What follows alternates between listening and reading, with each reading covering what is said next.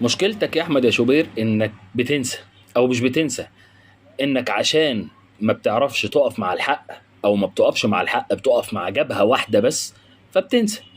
لكن السوشيال ميديا ما بتنساش، اللي بيتقال ما بيتنسيش. تعال نشوف موقفك ناحية شتيمة شيكابالا، وشتيمة احمد سيد زيزو، وشتيمة رمضان صبحي. ما تيجوا نشوف، عشان انت بصراحة زودتها قوي.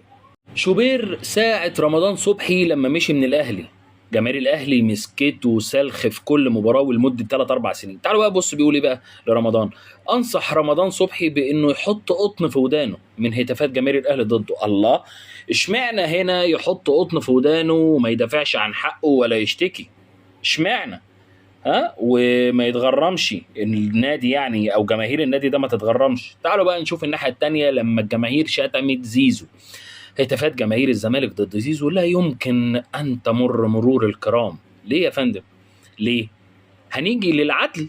لا يمكن أن تمر مرور الكرام، ولكن الناحية التانية برضو المفروض لا يمكن أن تمر مرور الكرام، ولكن معاك أنت الحق بيتقلب. الحق فجأة واحدة أنت عايز تجيبه من هنا لهنا. لا يا فندم، هنا ما يتشتمش وهنا ما يتشتمش.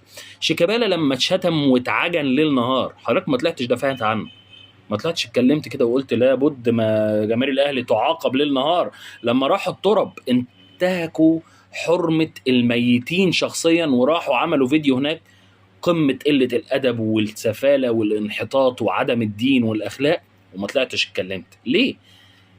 احنا بقى بنقول ما ينفعش تحصل هنا كده ولا يحصل هنا كده، ولكن انت بتدافع عن حاجة واحدة بس، هي الأهلي وجماهيره، حتى لو غلطانين، حتى لو وحشين بتدافع عنهم.